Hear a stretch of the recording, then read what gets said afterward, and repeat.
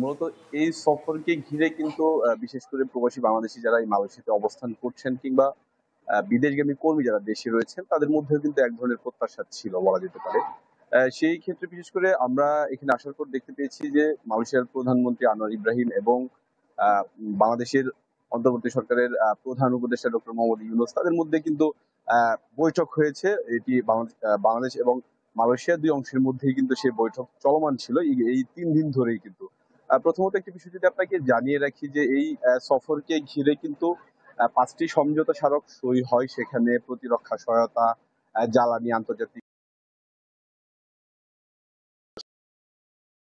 ৩টি নোট কিন্তু বিনিময় হয়। এর মধ্যে বলা যেতে পারে আমাদের সাথে গতকাল এখানে প্রধান উপদেষ্টার প্রেস উইং থেকেও কিন্তু বলা হয়েছে যে বেশ ফলপ্রসূ আলোচনা হয়েছে। বিশেষ করে এখানে যারা প্রবাসী শিক্ষার্থী রয়েছেন তাদের ক্ষেত্রে বলা হচ্ছিল যে তারা এখানে পড়াশোনা করার পর তারা কোনো ধরনের কাজের সুযোগ পান না। সেই ক্ষেত্রেও কিন্তু ইতিবাচক সাড়া পাওয়া গেছে।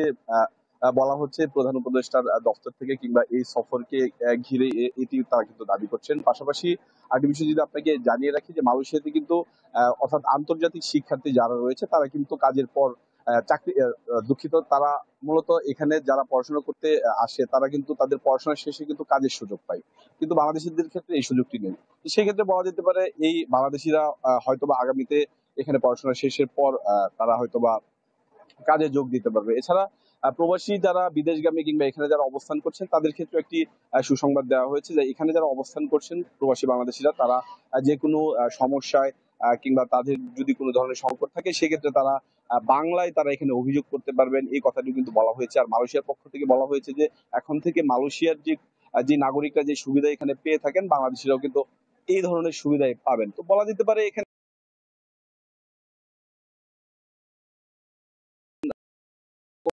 থাকবে এখন সেটি সবার মনে প্রশ্ন। আর আরেকটি বিষয় সর্বশেষ যদি জানিয়ে দেয় যে মালয়েশিয়া থেকে যে 18,000 বাংলাদেশ থেকে মালয়েশিয়া যে 18,000 কর্মী আসতে পারেনি তাদের ক্ষেত্রে বলা হচ্ছে যে তাদের 8,000 নিবন্ধিত হয়েছে, তাদেরকে হয়তো শীঘ্রই এদেশে আনার বিষয়ে কার্যকরী পদক্ষেপ নেওয়া হবে। সম্রাট, তো এই ছিল ধন্যবাদ মূলত। আপনাকে যুক্ত হবার জন্য।